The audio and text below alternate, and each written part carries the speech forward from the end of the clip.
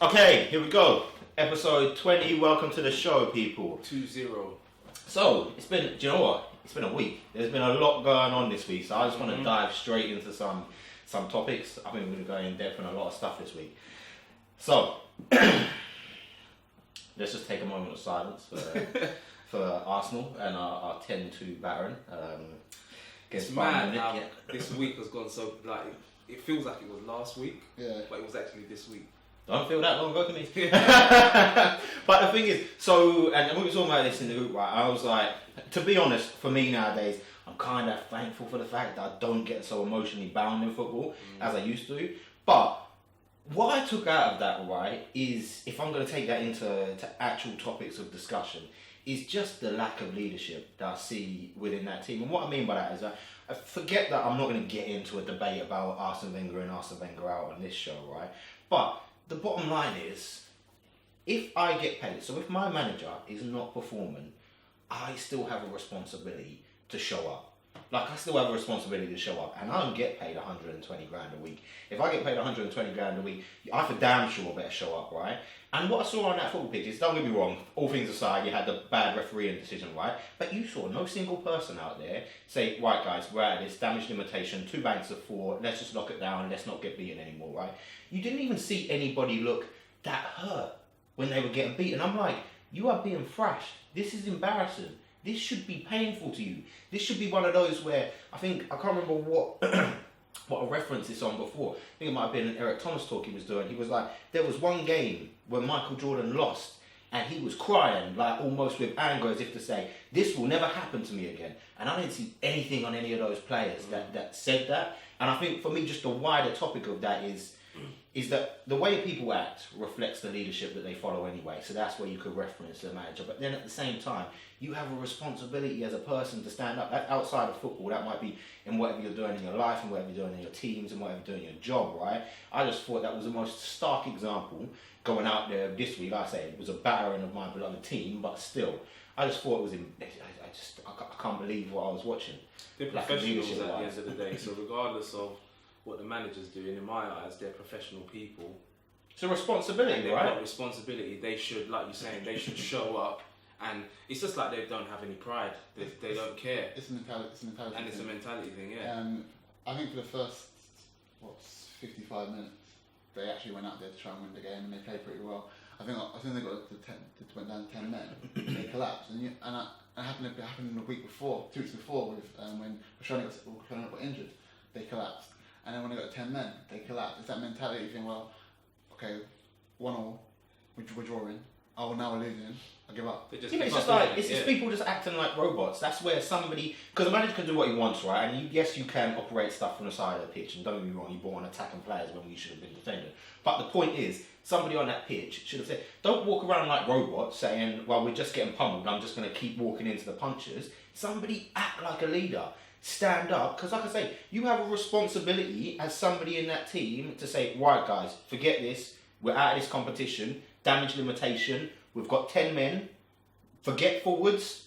2 banks of 4. We do not concede. I want to go out of this, and there are no more goals going in. Even if that, like I used to be a defender. Like if you're a goalkeeper and you're a defender, then you need to pride yourself on holding up your fort, right? And none of them stood up there and went, right, guys, we're out of this, but for pride's sake, they're not putting a single goal past us now. Well, you said Shoney's their leader and he's their captain. So I would say that none of them are leaders. Since he got on the pitch, they have no one that tell them to Yeah, but you should have, I think at that level, you should have more than one leader on the pitch. That if one goes off, somebody else should be able to step in and collectively should be able to step in and galvanise the team and say, you know what, look, let's. The problem with Arsenal, you see when a player shows passion and annoyance to people losing, they call him emotional. We've seen it with Sanchez, we've seen it with Chamberlain. When Sanchez got angry when Arsenal drew 1-0, they said he was throwing a tantrum. He wasn't throwing a tantrum. Yeah, but that's not leadership. I know. What I'm saying, but also the same thing with Oxlade Chamberlain when he was got angry because no one was pulling on the ball. It's like it's not being leadership, but then people are out for themselves, so you don't have that team mentality anyway. Yeah. And that's why I look at it as a wider learning that you can get from it. When you have a group of people who, to me, are just individuals not looking out for the great. And also, I feel that it's a bit disrespectful for when your manager. So for whether you like Arsene Wenger or not, right? He has done a lot for Arsenal Football Club. These lot have not obviously been there for the whole duration of that, but for most of them, he's helped them progress their career to where it is. Arguably, for some of them, he may have held them back because of how much he paid. But either way, this is a man who has done a lot for the club, right? You as players owe it to him to at least let him go out on a positive note. And for all he's standing up and having to take all of the flack and the rest of it, for me, I always think that Arsene Wenger takes too much of the blame. So like when you've seen like a Mourinho early on in the season, he went a bit further. But it's not always that bad to call out your players for a bad performance, because pundits are doing it afterwards, right? After that game, it was the first time that I heard any of the pundits go, all right, look, Arsene Wenger aside, these players need to stand up and be counted, and they're not doing that, all right?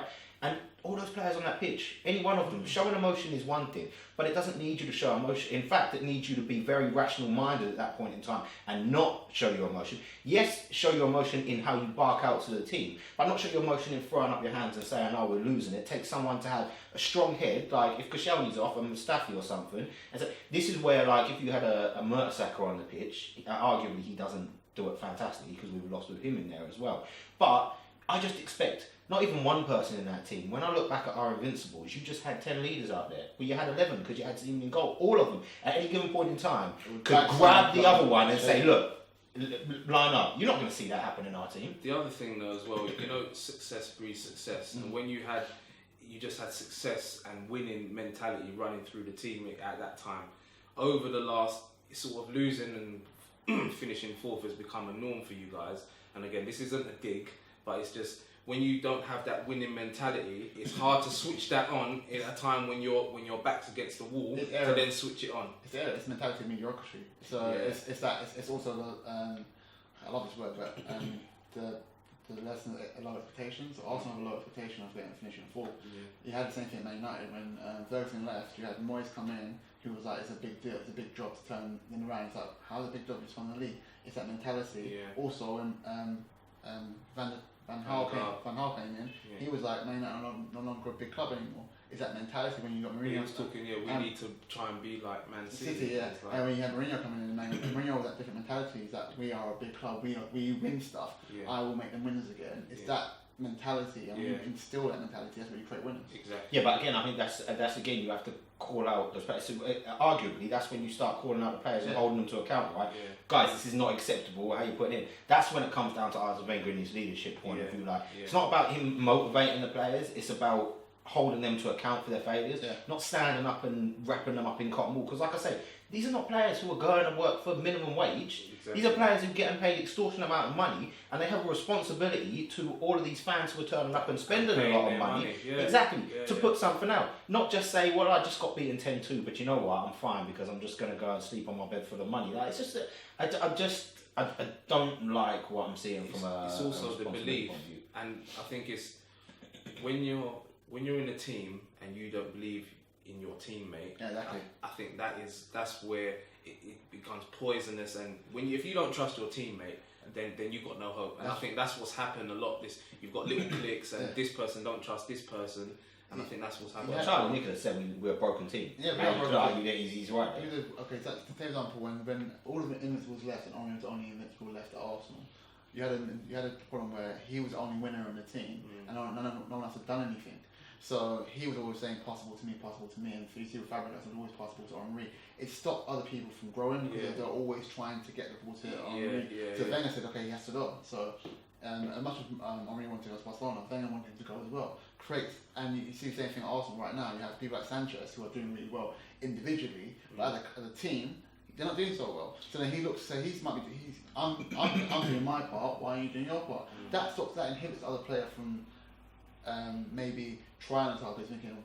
Yeah, but Henry still led. He led by example, right? Yes, fair enough. It's hard to not channel when you've got a unique talent like that. It's hard for the ball and the play not to channel around. You get it in any sport, right? When you've got basketball, when you've got American football, they channel towards the best player. But you could always see he didn't just throw up his hands and get emotional, right? He could get his arms around players.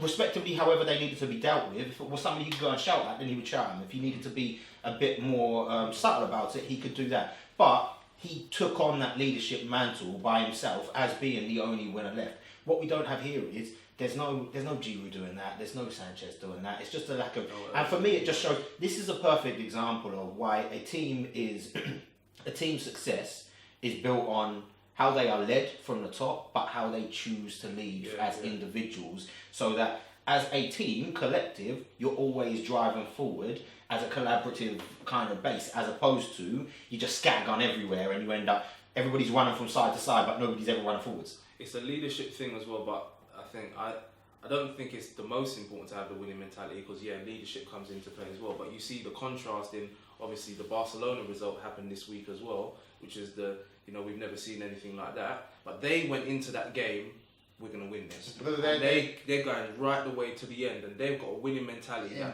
but in the club's DNA of Barcelona and Madrid, is that we're Barcelona. Yeah. We can do anything. Yeah. And same with Madrid, we're Madrid. And you may not have that. We're Man United. Well, do you know what? The best example I think I've seen of that in recent times was Chelsea when Mourinho was flying at his best. Because Mourinho, I don't think, is the same Mourinho as he was in those first seasons at Chelsea. But in that, I used to look at that team and think, I don't think you can step out of that changing room thinking anything else, but we're going to walk in here 90 minutes from now and have 3 points. He spoke in such a way, and this was before he had to deal with the different challenges that he gets now. But in those first few seasons at Chelsea, I was just like, this guy, the way that he speaks, if he was leading me, I would feel invincible. I would literally feel that, and it was exactly that. He created that belief that when they stepped out on the pitch, they'd already won. It's like when Mike Tyson used to step out there and play mind games with people in the ring.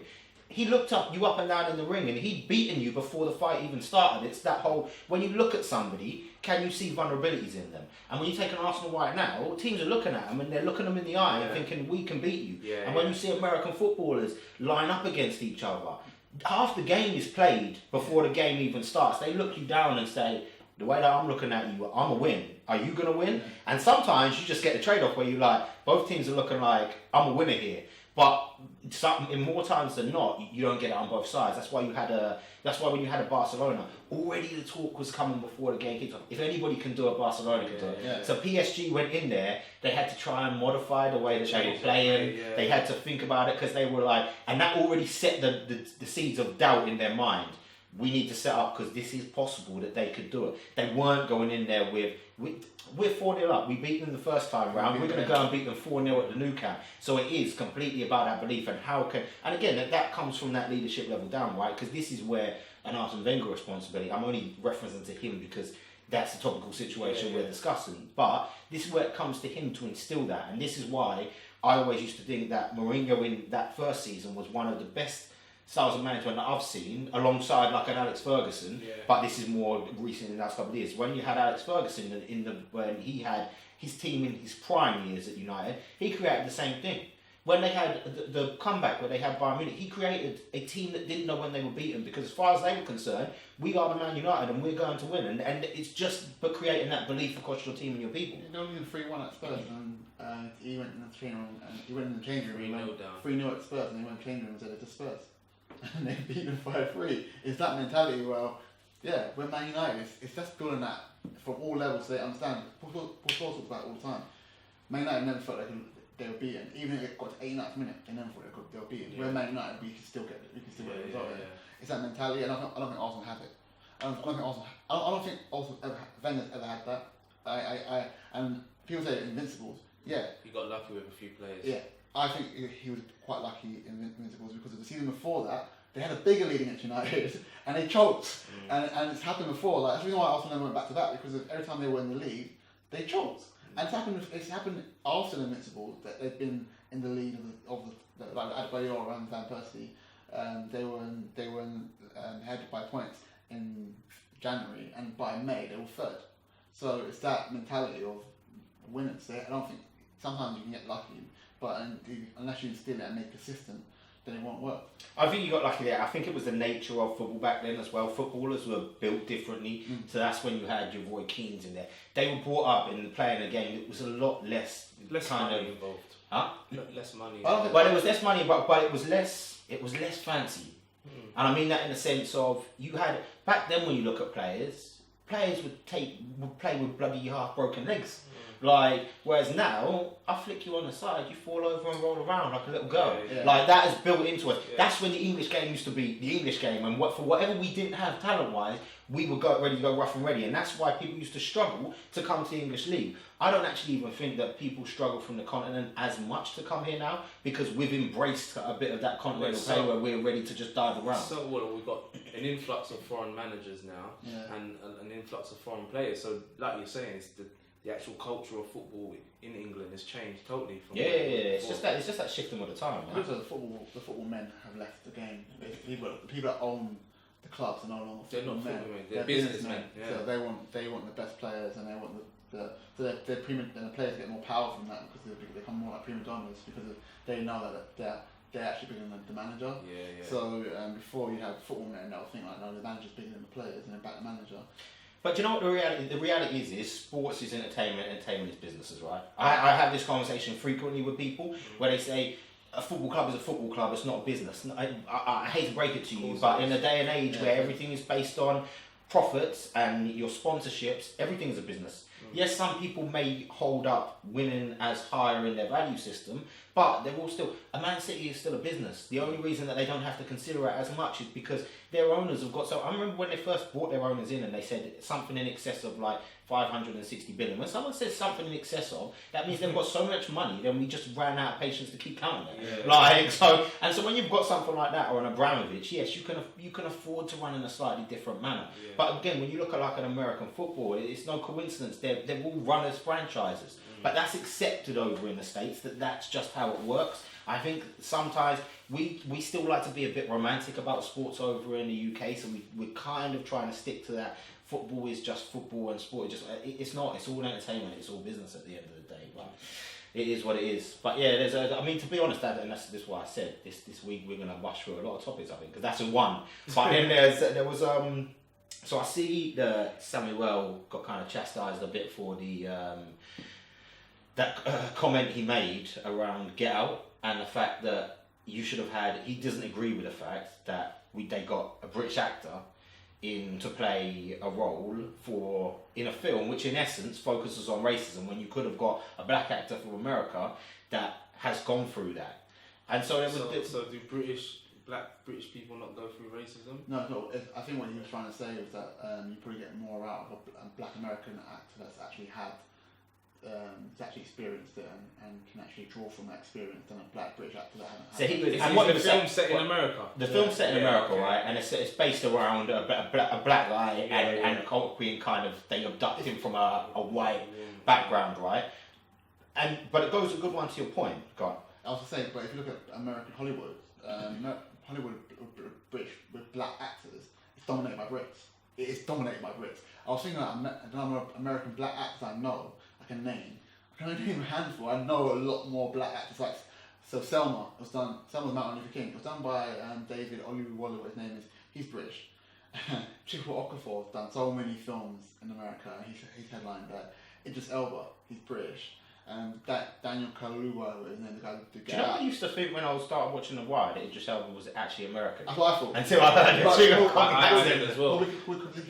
British actors can do American accents very well, but American actors can't do the British accents very well. If you look, a case example is Ocean 11 and Don Cheadle. Oh yeah. Don Cheadle. Yeah, but he does the proper cheesy Cockney accent. But you know what I think that is because everything, and this is going from when we've all grown up, everything is American. Yeah. You know, all the TV we've watched, we've grown up. So I think that's why it's easier to adapt to It's also the thing is that the British media for black actors is terrible. So if you're hungry, you're going to go to America. And to go to America, like someone was saying about immigrants, if immigrants come over to America to go and get a dream, they're going to work harder because they have to come from somewhere where they're getting nothing and they're going to go from A to B, and they're going to have to work harder.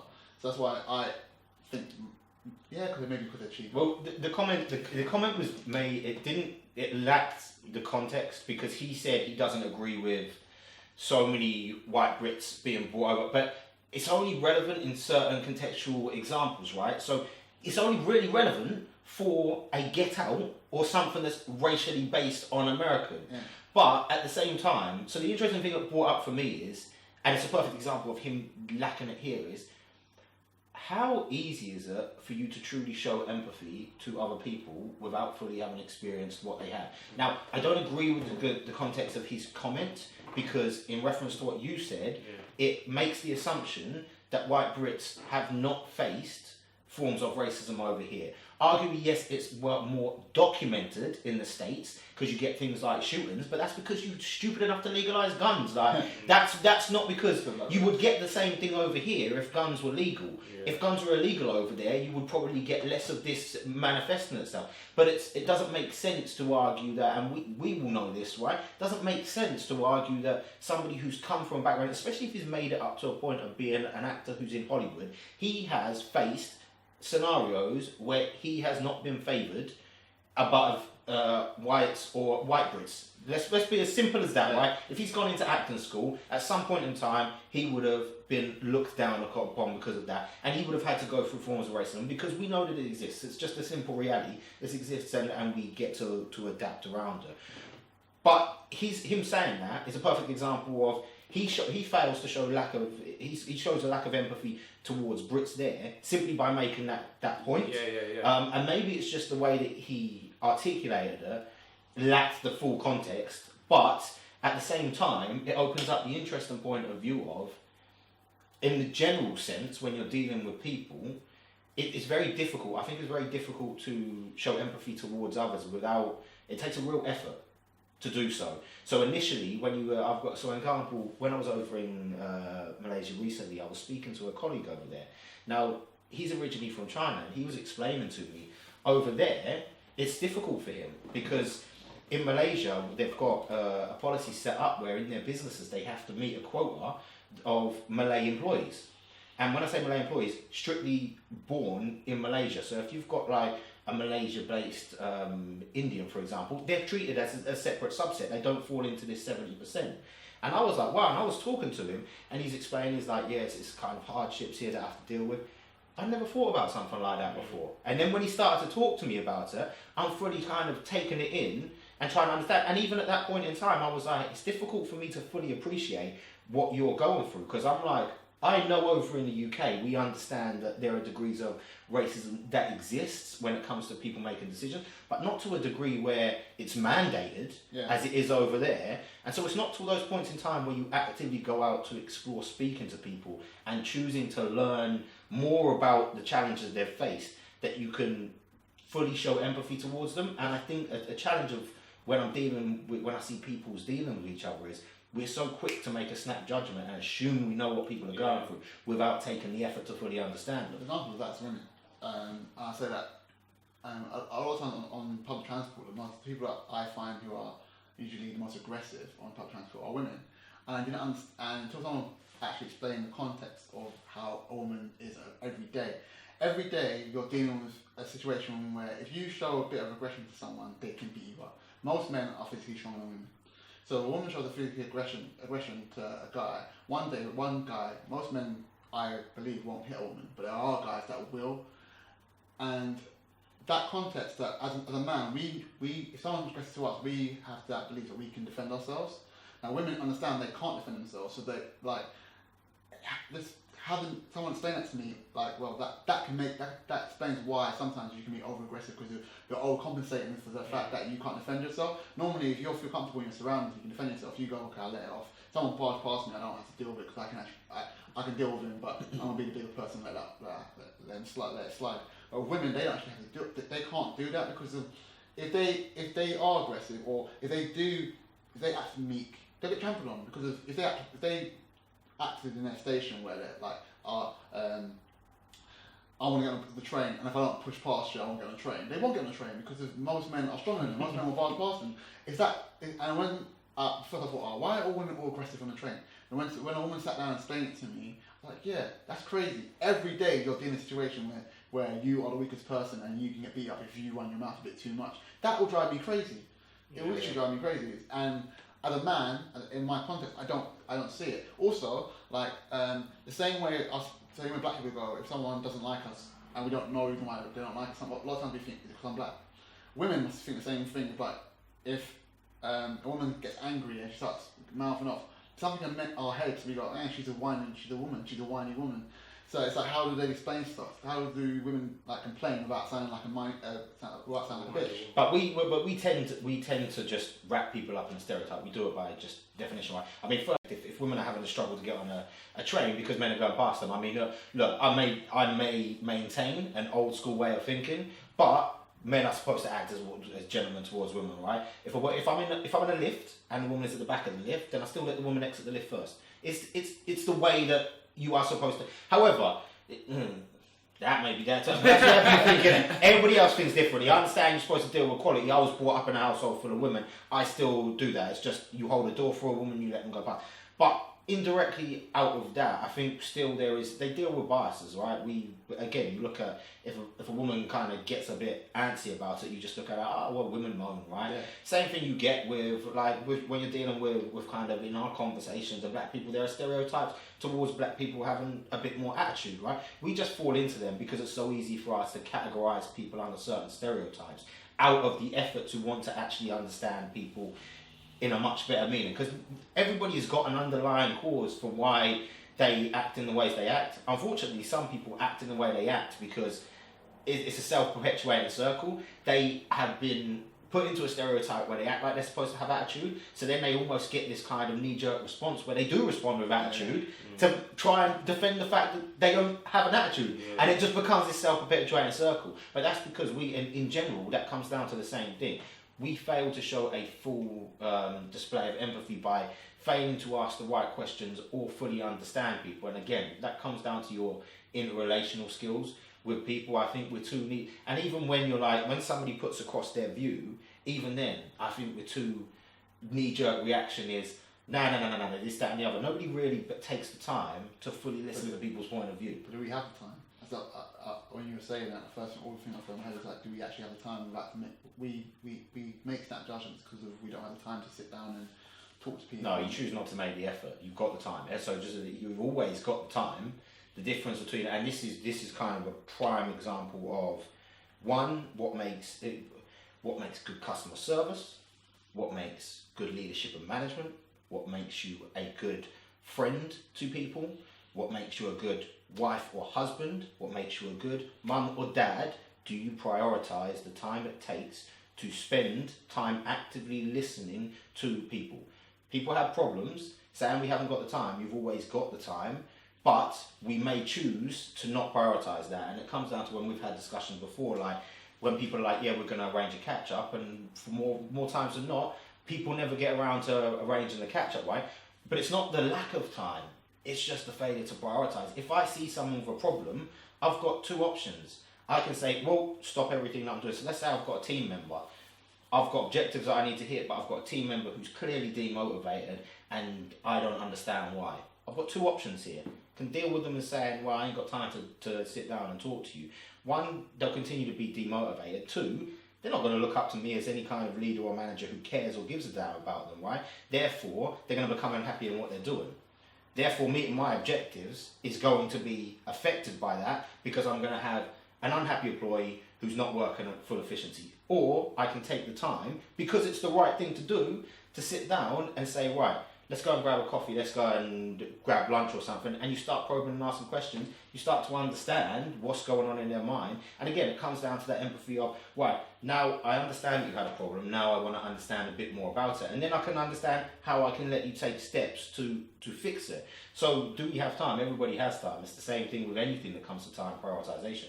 What I think is yes, we do have the time, but sometimes when you are busy, you get caught up in life and doing loads of other tasks, and it does come down to prioritizing different things. I think sometimes you've got to take a step back to then say, you know what, all right, this is what I need to do, this is what, because I've been in this week, I've got a friend who's going through some stuff, and I've always been there for her, and because she's been there for me as well, but you know, she messaged me out and I was like, oh, I totally forgot. Yeah. You know what I mean? And it wasn't that I've been really busy, and I said, I've been busy, and she understands I've been busy, and it's not that I don't care, it's just that I've been getting caught up in life and doing loads of different things. So I think sometimes it's just a case of taking a step back into this, prioritize things and say, you know what, this is what I need to do, this is where I need to speak to, this. But it's not easy to, and to be clear, it's not easy to make focusing on people a priority. So even apart from when you forget, you acknowledge that you forgot.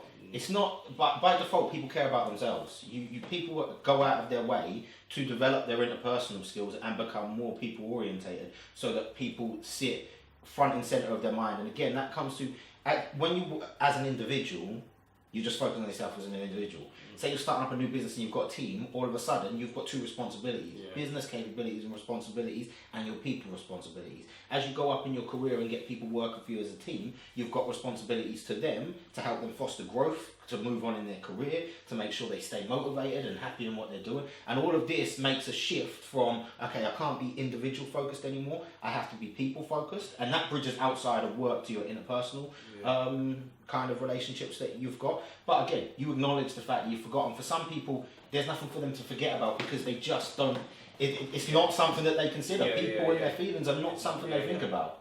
Definitely. I think you need self-awareness to be able to step back. And I do this a lot.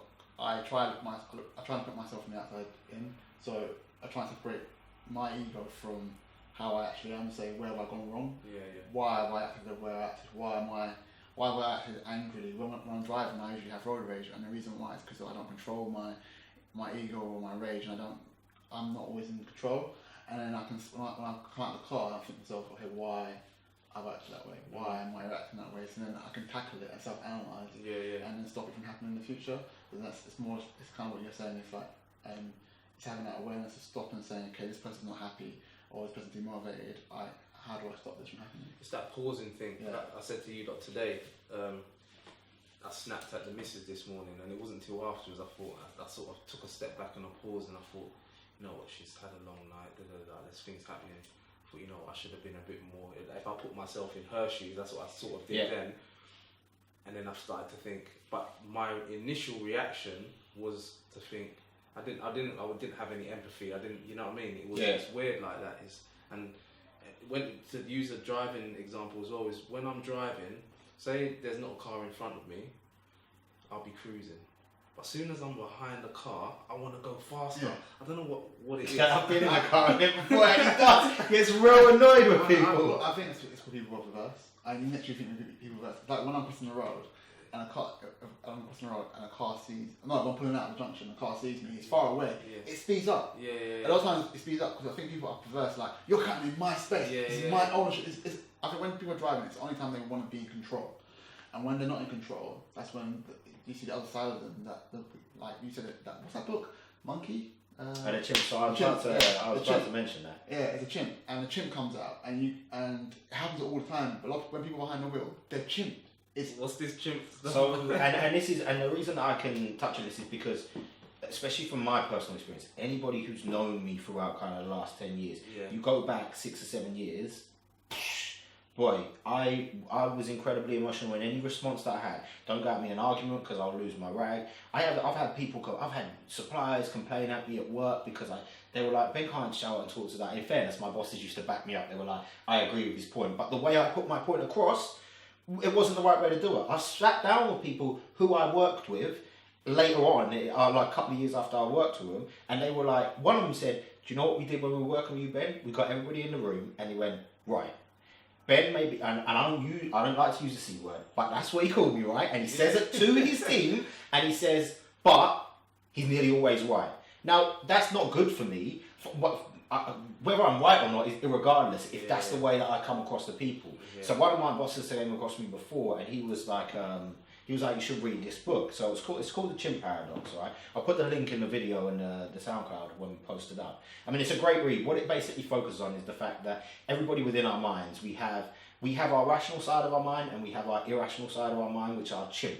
Right, and your chimp is what looks for your kind of instant gratification when it pops up, is the emotional response that you have to people and your ability to keep your chimp in control. So the guy who does this, his name escapes me, who writes the book, is the same person they brought in for the England team before the World Cup.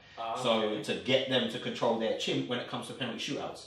Okay. That irrational side of your mind that sets in. So we use it with a lot of sports stars. He coached Chris Hoy before as well, and he's coached a lot of sport. He uses it in sports a lot because that's where you have to stay measured on that rational side of thinking and keeping your chimp in control. But like I say, as for me, it takes a lot of effort and investment. Some people are naturally people. Otherwise, it takes a lot of effort and self-development. I've had to spend an incredible amount of time. And people will see, when I got back into the office, there's one of the girls I was working with, and I was reading something, and I started swearing about it. She was like, you're back. It's been quiet about you in the office. Because don't get me wrong, I still have reactions like that, but it's usually when I'm absorbing something that is some form of information. When I'm dealing with people now, I'm a lot more measured in how I respond to them. I like to make sure that I don't get lost in an emotional response. I can actively take it in. And it's the same reason that I no longer lose my rag for things like football. My sister one time said, I would never get a boyfriend who is so emotionally involved in football as you are. Because I used to be your stereotypical guy. When Arsenal lost, don't talk to me for the rest of the weekend. I can't watch Match of the Day when they lose. Don't speak to me for the next 12 hours. Don't mention Arsenal whatsoever. I'm not watching Sky Sports News. I can't see anything about it. Now when it happens, we had a meeting before on a Tuesday night, didn't we? And Arsenal had just lost and you were like, maybe not the time to be talking to you guys. I'm like, it doesn't affect me. Like, one, I've got used to what happens with Arsenal, but two, just in general, I don't allow myself to be emotionally tied to that. But again, it takes a lot of effort and time to put yourself in that position. So it's one of those. It doesn't come naturally ingrained, but people have to take the time and effort to understand. And it comes down to that self-awareness of, because I had to take it, somebody giving me that book and me reading it, tapped into that self-awareness to say, I am really like this. I need to, one, understand this. But when you're trying to shift your mindset in your day-to-day until it becomes part of your routine and your actual habitual characteristics, everything that's happening, you have to actively think about your response. Now it becomes habit, and it's just easy for me to respond in this manner. Those first kind of 3 to 6 months, you really have to pay attention and say, right, hold on, keep the chimp in check. Let me pay attention to how I respond back. And even now, I've got there's a cartoon gorilla I have sitting by my desk. It's in a cage. Everybody's like, why you got a gorilla by your cage? I'm like, it's a reminder. Because my chimp, I was that bad, but my chimp wasn't a little chimp. My chimp was an absolute gorilla beast, used to go insane and use emotion. But I keep that there just as a constant reminder of keep your chimp in check. So it's all about, what you're saying is just, like we're saying, pause, think about your response. Don't let it be an emotional response. Don't let your irrational mind take over. But so many times now, this is why when I can measure myself when I get into debates with people nowadays, because I'm like, right, old school Ben would have been like, you disagree with me, emotional response, go at it, nothing comes out of it, I get angry, they think, we said it last week, they think I'm an idiot, I think they're an idiot, we walk away and we come to blows and we have to apologise, right? Whereas now, that doesn't really happen. I might take it on and I'll be like, right, hold, pause, I know that I don't agree with their point, I'm feeling the way that they're talking to this, they've got themselves emotionally involved in it, therefore whatever I say is not going to pay any dividends, doesn't hold me any value to be able to walk out of this and say I was right, close down the argument, walk off. Because there's more value in closing down an argument than there is, that won't affect your relationship, than there is in me winning an argument, which will mean at some point in time it impacts. I do think though there is a fine line between somebody being emotionally giving an emotional response or giving a passionate response. But because I sometimes think even in my job, when I'm talking about a particular subject, I like my passion to come through. I don't want it to be, and you got to be emotionally involved in something to be passionate. Yeah, about no. So sorry, I don't. I fully appreciate you should be passionate about anything that you do, but when I say the emotional response there, what I mean is, maybe I articulated it poorly, but what I mean is when your irrational response is primarily fueled by your emotional side. So you can still be passionate, but you have a rational response. Yeah, I know what you mean. And your passion has to be tied to an emotion, but it's when your emotion forces that irrational response. You still got to be delivering facts and stuff that are true, even if you're passionate. It don't make no sense you being passionate about something that's talking complete waffle. No, but your emotion tinted glasses. Your emotion should always tie into it, though. It's just you can be emotional and rational, but it's when your emotion overrides everything and it sends that rational mind. Because you can be you step back, you pause, you are emotionally tied into your point of view and you are passionate about your point of view, but you are also measured in about the way you put it back. Forget facts and things and stuff, you're measured in what you put back. Yeah. I tried to apologise this morning to Ollie because I called him a bitch. Because I apologise. I'm sorry. No, it's just because got to accept his apology now. My response was he was attacking me, so I'm attacked back. Yeah. Instead of saying, well, I know why he's tackling me, because literally he feels like I've called him dumb. I didn't mean to be calling him dumb. I was just saying on that point he was being dumb. And I think, because he felt like I was attacking him, he attacked me. And then instead of being the bigger person and saying, let it happen, I was like, no, you're a bitch. And that makes, to everyone else reading the conversation, is that I'm going at him. So I had to step back and say, well, I got nudged by Francis, but I stepped back and say, well, I'm sorry, I shouldn't have called you names and stuff. I should have been more measured in so my your response. chip came out then. Yeah, well, my chip. But sometimes you need somebody, like, so you just mentioned one of your friends there, sometimes you need somebody to remind you. Yeah. And again, because it's not easy to get in control of it, and sometimes you just need someone to remind you and say, hold on, don't get too much. Even when you said this morning, I was like, don't worry, it's no stress, it's a minor thing, it's nothing to... Yeah. But again, it's until you ingrain it in yourself, which like I say, is not easy. It's hard. You do need that person around you to say, on a side note, maybe a brief instant message saying, hold on, you might just realise that you let yourself get out of control. Yeah. I understand what you're saying. But on that point, so another one that I saw this week, it's not a news story for this week, but I saw it pop up and it's interesting because you mentioned the passion piece at the time. I saw Simon Sinek when he posted, I think it might have been on his Instagram. Like, if anybody knows me, I'm a big advocate of Simon Sinek and his kind of magic circle and start with why, and just his whole approach to management. I like how he addresses the whole millennial question and understands that people want the impact of why. But he was like, when you work on something that you enjoy, it is a passion. And when you're stuck working on something that you don't, it becomes stress. And I was like, that's such a good way to sum it up, why it's so imperative that people need to look after working out what it is that makes them passionate in life. And you can be passionate in certain roles that you could be in a job now, and you just need to kind of maybe flip slightly where your view is faced to go from the stressful component of it to the passion side of it. But I think way too many times people are just so stuck in the reason that they don't enjoy what they do is because they just haven't taken that shift. And when we talk about it before, and I think the problem is again, we're in an age where everything's about entrepreneurship, and I don't think it takes that. It doesn't take much for me for you to switch from stressful situation to passionate situation. If you're stressed in a job that you're doing because you don't enjoy it, there's nothing that says you need to go and start up something that's fully around your hobby. You may be in accountancy, but you're much better in customer service. So you can go and work for somebody in customer service. I think sometimes it's too easily taken on when people talk about passion. And again, we're in this state where everyone's like entrepreneur, because it's the cool thing to be right now, that everybody assumes it's an all or nothing. Well, I can't get out of this job because I don't have what it takes to start from scratch. You don't have to, you just need to understand. And again, it's a bit of that self-awareness where I don't enjoy this, and that's why it becomes stressful to me. What is it that I enjoy, and start to explore out the options. It's a question of control, in the sense that we don't want people to say entrepreneurship because they feel they're in control of their own destiny. And when they're an employee, they don't actually feel they're in control. And I'd say that you have as much control as being an employee as you have as being an entrepreneur. You're both providing service to someone, regardless if you want to be an entrepreneur or you're being an employee. So you have to empower yourself as an employee to find things that in a role or in a company or a job sphere or even a market where you can find something that you actually enjoy doing. I think a lot of times people feel that because if they've started off on a certain path, they don't feel empowered they can change in that path. They can't maneuver. Like you're saying, like you flip something. A lot of people times when they're employed, they don't feel that they're empowered. They go by what the market demands. So they don't actually go out and offer themselves to the market. They just go by what the market can offer them. And if the market offers them very little, then they feel very much stuck. That's why people think, so the opposite side of that is being an entrepreneur, because if I'm an entrepreneur, then I can be in control of my own destiny, and I can be in control of what I want to do but then in reality, if you're an entrepreneur, you're still beholden to the market, because the market is not there's no demand for your services or products, then you can't do anything. So it's just, I think, flipping on what you're saying, I think it's emboldening yourself so you can get control.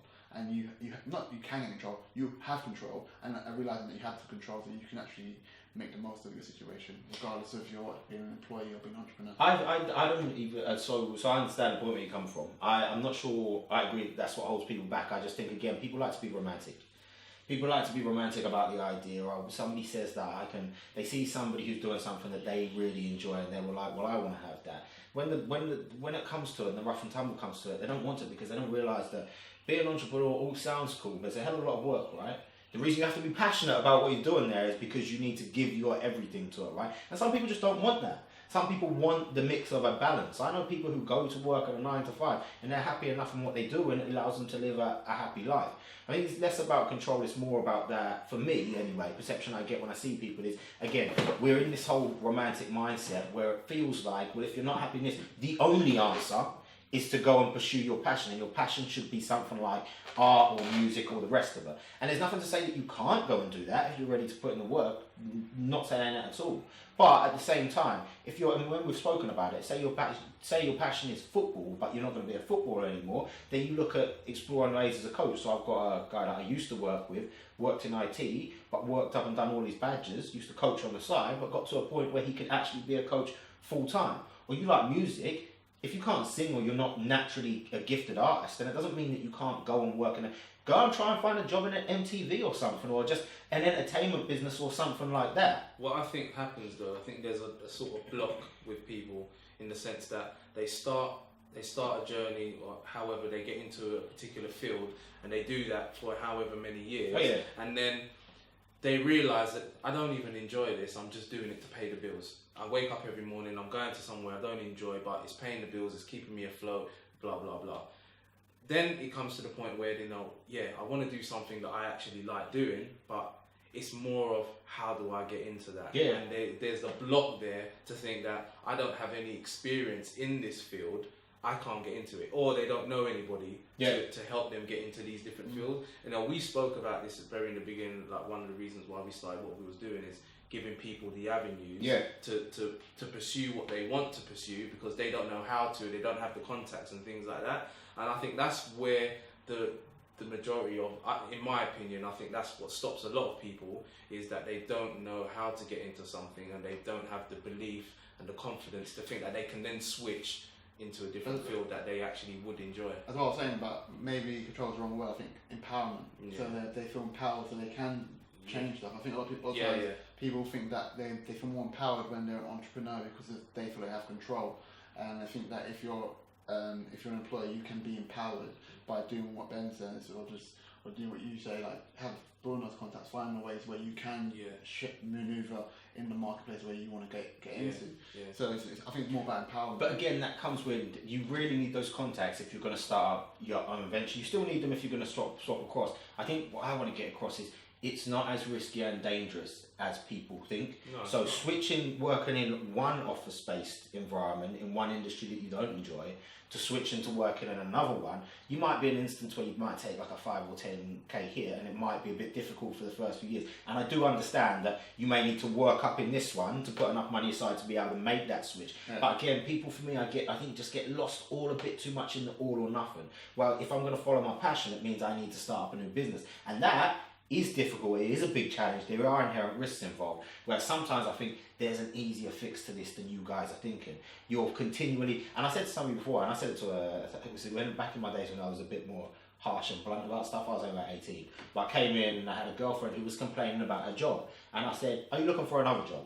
She's like, "No," she's stressing every day. I said, "Look, we can do one or two things here, right?" And again, this is when I didn't have the kind of empathy I have now, but I was like, I'll listen to your complaints about your job if you're going out and looking for another job in something that you want to do, or don't go and look for another job and stop complaining in my ear about something that you don't want to change. Yeah, but the emphasis on that was not go and start up. No, because that was when I was like non-empathy. I was like the bit of the bastard Ben, and I was just like put my foot down in these ways.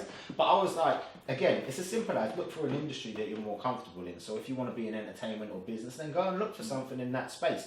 I think there are always going to be inherent risks, even if you're an entrepreneur. People act like even if you work on something that you're passionate about, you're not going to deal with stresses. You are. There's no way around it. It's just that when you find something you're passionate about, you find it easier to work through those. But at that point, why wasn't she looking for a new job? That was the point I was trying to make before. What was stopping her from looking for a new job? I don't know. I don't know. I didn't have the answer. Yeah. I laid it down on the table, and I mean, there was an answer for it. I'm saying there might have been. It must have been that block to feel. It's just a fear. I think it's the fear of change. I think it's the fear of change more than anything else. And it's as you've said, people they fall into a habit of thinking this is all they can do. Yeah. And I do agree with it, but I would just, again, at a point in time where it's sold so much, being an entrepreneur, I just think for that doesn't work for everybody, and that is where it becomes super risky, especially if you've got a family and a lot of bills to pay. But there is a meet in the middle. You can find a job where you're still employed by other people, you still have the security, but it's in an industry that you're happy in. Or even it's in the same industry, but it's in a different business, because certain businesses are better at dealing with people than others are. I just think sometimes, and it is that fear of change, but sometimes people get locked in, and the change is something as simple as go on a job searching site and apply for a few jobs. They apply for these jobs in these different areas, and then they don't have the experience, and then they can't get a job, and then they get knocked back. And I think that's what stops some people being able to keep moving, but again, making the switch into a different industry. Because I'm speaking because this happened to me years ago when I wanted to go on a different path, and I was applying for jobs, and it was when I'm looking, you need experience in this for 2 years, you need experience, and it was an area which I thought I would really enjoy this, but I didn't have no experience, and then straight away I was thinking, and I'm applying, not getting any responses back, and then I gave up. Yeah, you know what I mean? You need to jump. It's one of those where you need to jump. Like, because all the jobs say, every job I've ever had says you need to have X amount of experience in these qualifications. I don't have none of them, but I've still got the jobs, right? But, and this is where I said, at this point in time, soft skills are becoming more valued than they ever have before. I think it comes to a twofold thing. There are ways and means about how you go about applying for jobs as well. So if you just click apply for a job letter and you update your CV to be applicable for it, and you go and speak to the right people within that organisation. Now, in this day and age, there's such competition for jobs that you can't just apply for a job and send in your CV. You can't do that. You need to stand out from the crowd, and you need to make sure that everything's tailored. And again, it's a point in time where you can articulate your CV in a certain way that says, well, I don't have exactly what you say you're looking for, but I do have this. And it will take some looking around, because some businesses are starting. I've said before how much I disagree with the traditional HR approach, but then you get those businesses who are a bit more innovative and say, right, I'm not going to stick with that. I see something in this that makes me think, let me get them in for an interview. And it's one of those, you just, as with anything when you're applying for a job, you're going to be battered back every so often, right? Well, probably more times than not. But if you're doing that and you've already got a job, then what have you got to lose? Exactly. Well, that's good, because I think that's powerful what you've just said, and that was what I've been trying to get out, because people are going to be watching this and they're going to be in a situation where they're in a job which they're not passionate about, and it's more stressful, and it's helping them get out of that to know that, you know, you can change. Just because you've got challenges that you've got no experience over here, there are ways in which that you can actually do it. And I think that what you've just said there will help people and empower them. So you need to look at their network as well. Look at their network of friends. Look who's in their circle of friends and who can help them. I think a lot of people utilise their friend network a lot. Like when I want to apply for jobs, I have a network of friends who I send my CVs to say, can you look at my CV before I send it across? How can I improve my CV to get the job I want to get? It's just, I don't have all answers. So I just look for people in my friends group, or even people outside of my friends group, someone might say, oh, I can't help you, but I know someone that can help you. It's utilising your friends group and utilising your network and saying, okay, well, I want to get from A to B. What resources? Who do I need to know? Where do I need to be to get there? Because there's always going to be barriers to entry. It's just finding. Going back to what you're saying, is be a solution solver. And find ways to. But you know what? It perfectly ties into the conversation we've had before about empathy and showing the time to listen. So, and topics we've touched on before, like your core support network you have around you and your mastermind group, right? Now, if you see somebody who is clearly stressed and not enjoying what they're doing, it's part of your responsibility in helping them to say, why don't we go and grab something to eat? And ask them some questions and maybe draw out of them, well, my real issue is I'm not really happy with where I am. And instead of somebody watching this and saying, right, I'm empowered by those words, you actually have a one-to-one conversation. And when they say, well, I don't feel that I can change, well, why don't you feel that you can change? Because I haven't got the experience. But what about your soft skills that you've got here? But I don't have the qualifications, but you've got these experiences which you can reference to that show you're able to do it.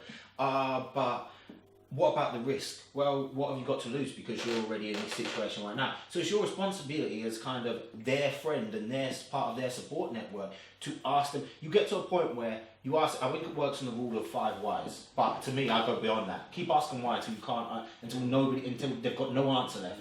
So you just keep asking them, but why is that holding you back? And then they'll give you a response. But why is that holding you back? And they give you a response. And I use it when we're trying to come up with, I actually use it, adopt it, well, I got it off a boss where we're looking for like root causes when something's gone wrong at work. But this is for a technical problem, we're looking for a root cause. But in essence, when something's being held back, you're still seeking their root cause, right? So the point that you need to get to is ask why so many times until there is no excuse or response left that they can give. So when somebody's unhappy or they're stressful, it's part of your job. And that is one of the best ways to have a conversation. You ask a why question, an open question, to let them talk. And apart from helping them reach their own solutions, it's what psychologists do. The primary basis, everything aside, the primary basis of what psychologists do is they prompt and they try to delve and probe into where you think your problems are. And you'll find that they commonly ask, but why is that? Why is that? And then they can build back into where it is. But you as people, this is where it comes down to. You see someone who's going through stress, are you going to prioritise the time? Do you feel it's your responsibility as a friend to them? Or not even your responsibility, you're choosing to do that as part of showing empathy towards them to actually take the time and sit with them. Yeah, I just don't think it's in a lot of people's makeup to want to take the time to, that's what I think anyway, to then try and help another person because they're probably too busy trying to help themselves. And it's that step. It's a step to become a people person because people have self-interest. It's a natural human trait. Have you ever tried to help someone and you explain something to them and they still don't listen? Yeah, because they don't really want to help themselves. They don't help themselves. Yeah. That's why a lot of other people don't. Yeah. They help you so much and then they offer their advice and then you don't take it. Yeah, it's like, well, I helped you in the past, I'll try and help you again, you don't listen to me, okay, cool. It's like, controversial, but it's like an alcoholic needs to, in himself, want to stop drinking first before you can then try to help him. Yeah. Otherwise, it don't work. So I've seen first-hand experiences of that, and you can't help. It's the same with alcohol is a perfect example, but you can't help somebody fix their problem until they're ready to admit that they've got a problem. Exactly. Something like alcoholism is a strong example because you get so stuck in that it's not easy to admit. But in most of the instances, people I think are receptive when you take time to listen to them, even if they don't change their stance. They become appreciative of the fact that you want to be able to talk to them. But it's exactly as you said there. We get caught up in life. And because we get caught up in life, we primarily focus on ourselves because that's kind of a human trait. So we need to take that shift. You as an individual need to take that shift to kind of move to becoming a people person because you'll find people appreciate it so much. And this is why you use something like, so we reference Gary Vee a lot, right? But you see when he talks about his business model and he's like, I spend time making sure I get back to everyone who tweets me, everybody who DMs me, I make sure I get back to them, and people show the value in that. And that's why he has a following, because they don't send empty messages to somebody who says, yeah, I'll say this, that and the other, but is inauthentic in what they do. He makes the time. Does he have the time? I think he said the other day, he said it's crazy for me to think that I've got 45 minutes to do this show with you with all the businesses I'm running. But I'm doing it anyway. Yeah. Do you see what I mean? And it's that there's value in making time for people. I think it's highly appreciated, but we're just not in the habit naturally to do that, and that's when you've got to just take that step up. I think some people are naturally able to do it. I am, and I've always been like that. I've always been a people person, but I think that's just that self-awareness of knowing who you are, and because recently I've become more self-aware that that's just who I am, and I'm more embracing it more. Whereas before I was getting to the point where I was thinking, why am I like this? And I was thinking people don't appreciate it. But now I'm just more embracing it, like, you know what, this is maybe my calling, this is what I'm meant to do, this is who I am. And maybe it's not in everybody's makeup to be like that, but you, in having a network of friends, maybe you have at least one or two in that network to try and. I think it's good in a network, and I think it's good again. When I reference back, I think of this is kind of from a management leadership perspective. Yeah. You get people who can be great leaders but aren't good people. Yeah. So they like to add somebody in their team who is quite close to them, who compensates. So they have a lack of empathy towards people, but then they will hire somebody to work closely alongside them who is a people person, who will keep them in check when they deliver a strong, stern message to say, you might want to retailor this because you've just come across really harsh to your employees who are kind of giving their all. So one, you can compensate for that in your friends network, but two, I think from a business perspective, when you're building your team, then you work out, and even if it's somebody within your team, you're like, do you know what, I know I'm not a people person, so I am looking to you because I know that you are, to call me out.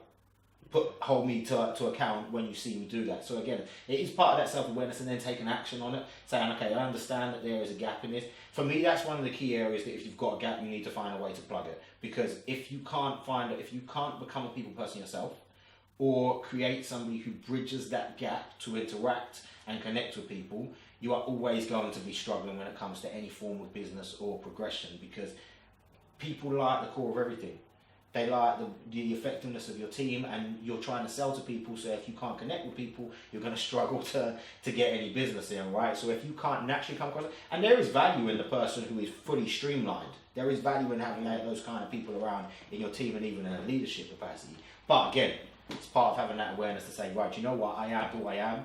I'm going to be like this. Now I need to get in a people person to sit alongside me. Smart things. You know, another one. You brought it up earlier, well not in this podcast, but when we were speaking about it, I think in the week, regarding substance over style. That was something that I wanted to touch on. I think you wanted to touch on it as well, because that's something I've been, not battling, but you know, sometimes you're spending all this money on buying different things. Is it needed? I don't know. So again, so I thought about it before, only because it came up to me, because I've seen, can't remember where it came up, so it's like, when you meet like people, like if I'm going out with a girl or something, for example, and for some reason the conversation comes up about like fashion and stuff, and I'm like, for me, I'm a basic guy. Like I shop in a Top Man, an ASOS, a Zara. I've got a few things that have got design labels on them, but I keep them minimal. I don't drive. I can drive, but I don't have a car. I don't need to outwardly impress people. I'm quite happy to work on stuff in the background. But then you've got some people who are fully focused on just that style, because they need to have an outward view of, everybody needs to see them as this particular kind of version of the world, right? And it's not really true for what they're about. I mean, I see it a lot within, it's society's created that. I don't like to focus on any individuals, you know, but again, it's come to that point of, you've got one of those pictures before, and I think I've referenced it in one of the other podcasts, where they put across the picture of like Bill Gates and Mark Zuckerberg, and how much money they have combined between them, and they turn up in jeans and a t-shirt. And then you've got the person who's in debt, rolling around in £200 pair of jeans, £500 watch, like people who have got debts to pay off, but they continue to spend money on different things because they have to display a lifestyle on Snapchat for the rest of the world, the thing that they're cool about. And it becomes worse now, right? Because when you've got like a Snapchat and an Instagram, people feel like they need to sell this specific version of themselves, as opposed to the reality of what it is. I mean, I know instances where I've seen people, so I've had people who owe me money, but then I see them out spending money on it, and I'm like, that doesn't make sense. Your core value system is out of alignment. Yeah, I think if I hold my hand up, when I went to get my car, and I'm not saying there's any problem with people who drive. I wanted to bring this up because it's a very interesting topic. I'll be honest, when I went to get my car, before I buy anything, I research heavily into it. So the phone I've got now is a OnePlus 1. No one knows it, but I know about it. When I went to get my car, I researched heavily into it. No, out of 4 cars, what was the worst car on the list? The Mercedes A180. The best car on the list was a Mazda 3. I did not want a Mazda, and nothing wrong with Mazda. Is that I was honest with myself. Was that I saw a BMW. I didn't want a BMW because everyone has a BMW. I saw the A3. I saw the Audi A3, and I loved it. But I thought it never changed. The car I went for over style over substance because I wanted it, not because I wanted to impress anyone else. Because personally, for once, I wanted to be honest with myself and say, yeah, I like the look of that. I want it. And it was when people asked me, so why did you get the Mercedes? Because all I wanted was a Mercedes, not because I wanted to impress anyone else. It's because for me, I worked really hard. I wanted something that I thought was nice. Yeah. And but normally, if anyone really knows me, I don't really care about things like fashion labels and stuff like that.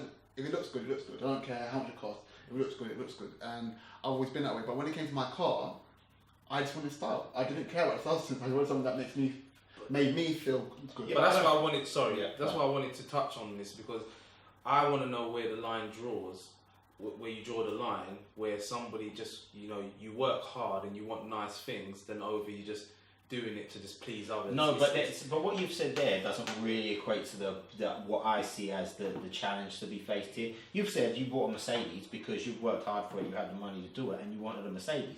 I don't really see an issue with that because it's congruent with the way that you live your life, right, and the money you make. What I'm talking about is the people who use style to create a perception that is faking out of alignment with how they're actually living. Yeah.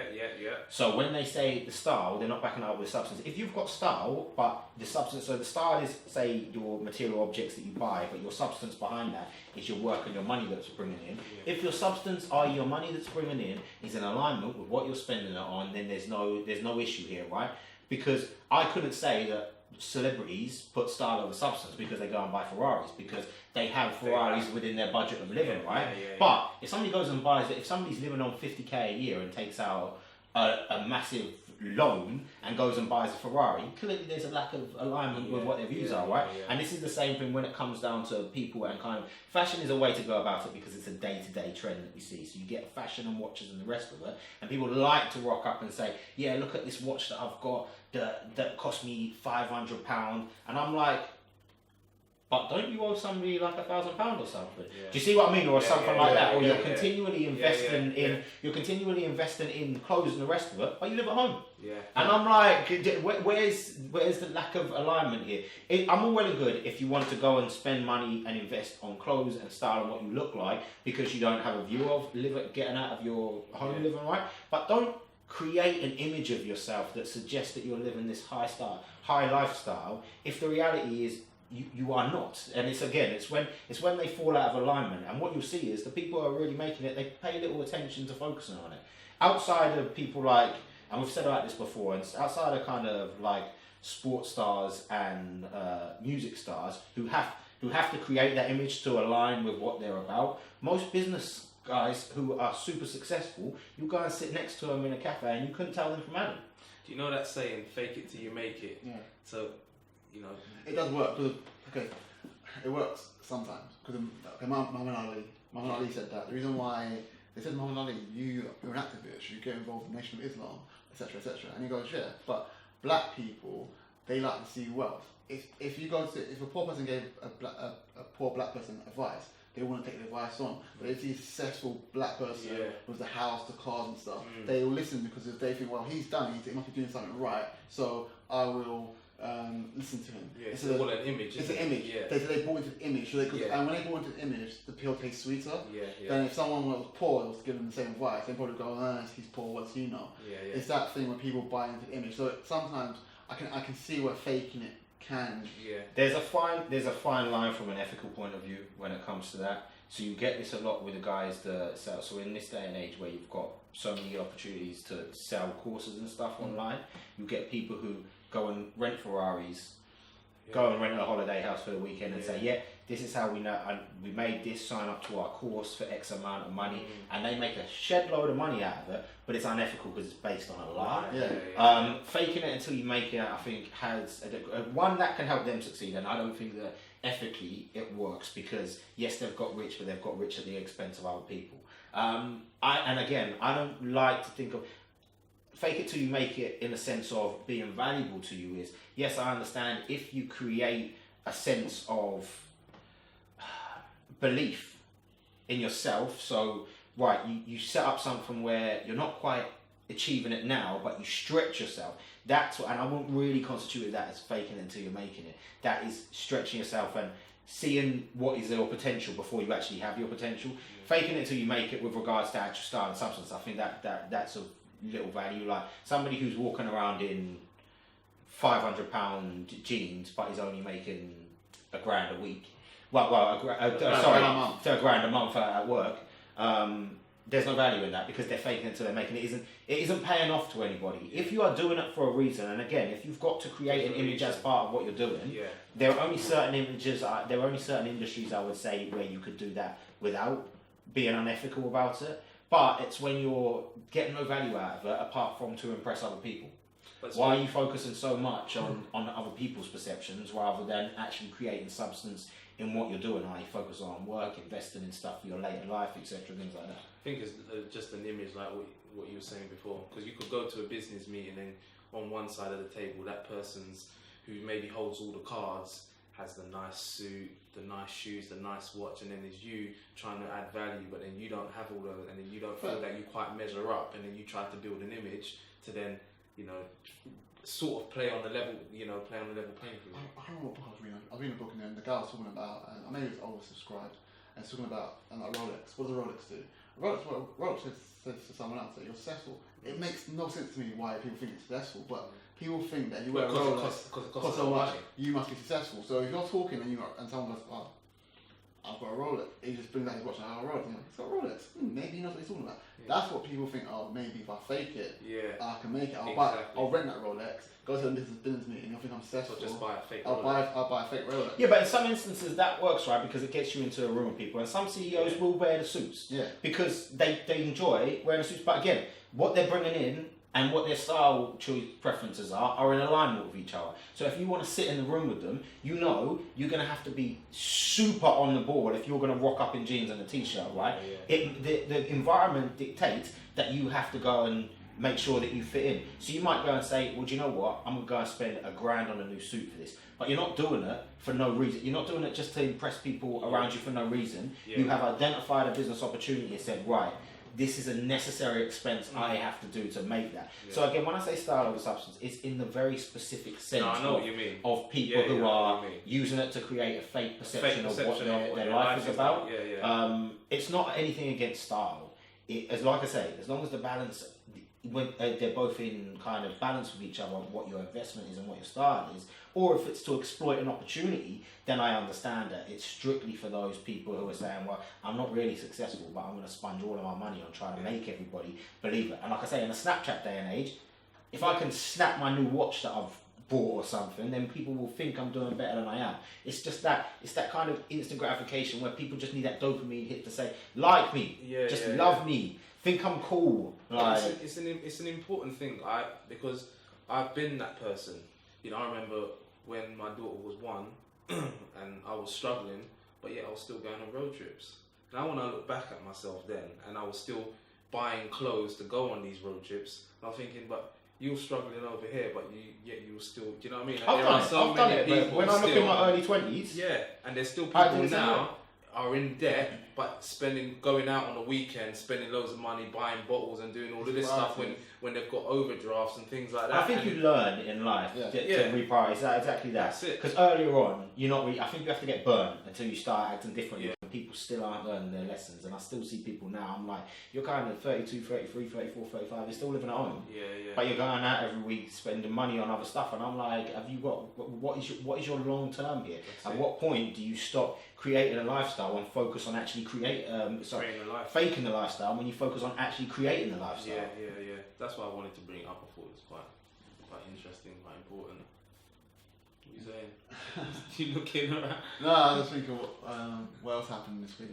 No, it's been how long it's been? We've done it. To be fair, I didn't think we were going to cover everything this week, to be honest, because it's been a long show, but it's been an interesting week. There were so many things that popped up on social media and the rest of it. You know what? You didn't talk about. Nah, we could have made it through the whole show without mentioning it, man. Well, we don't need to talk about it. I'm saying we didn't, so that's cool. Leave it to next week. Yeah. Well, I'll guarantee you. Unless the world is that interesting this week, we'll probably have to bring it up. I think we can wrap up the week because I think it's running a bit longer than we normally used to. But I think there's going to be a couple of videos we'll shoot to release during the week. So as ever, people, you know how it is.